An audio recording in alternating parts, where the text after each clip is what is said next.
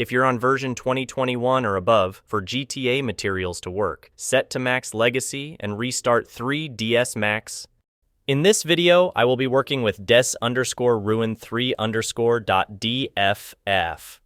As it's a damaged house, it would be cool to paint in some damage on the exterior walls, to make it seem like part of the exterior wood is broken down and starts to show some of the interior wall planks. Select and clone the front polygons.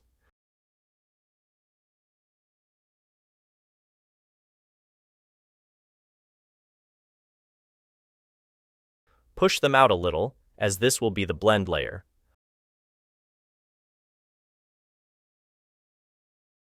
Assign the interior wall texture and improve the UV mapping.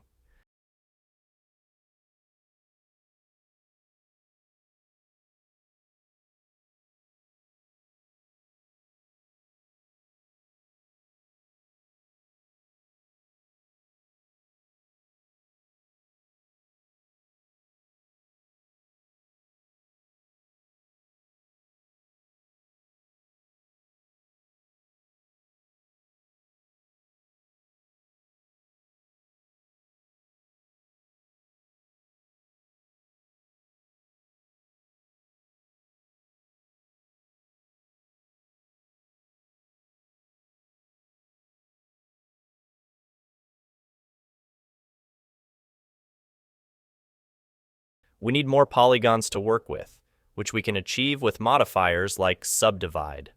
The retopology modifier works best for this purpose, but is only available in recent versions of Max.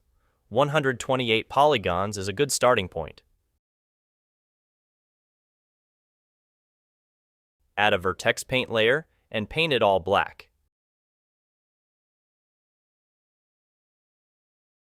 Add another and paint your alpha mask.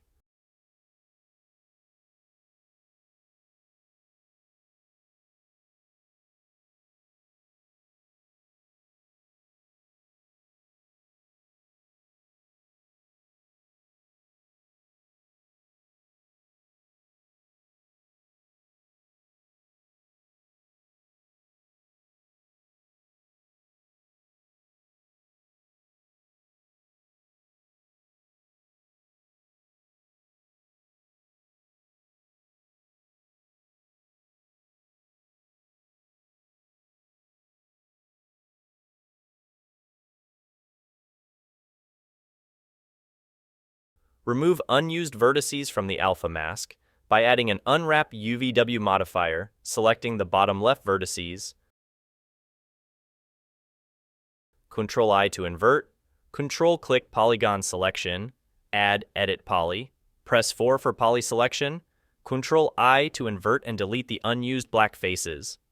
Copy channel 9 data to vertex alpha channel.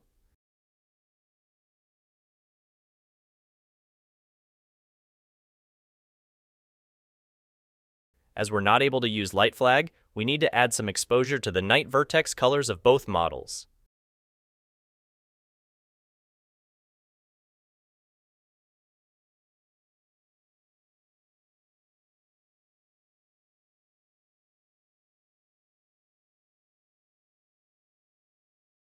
Add a white color with a slight blue tint and set vertex paint layer opacity to a value of 2. If we didn't do this, then part of the house would be pitch black during night.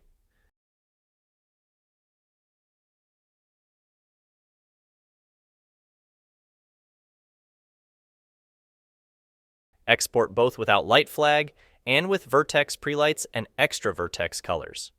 Vertex alpha cannot render with light flag, which is the setting that adds skylighting and some exposure to models. Export the alpha blend collision.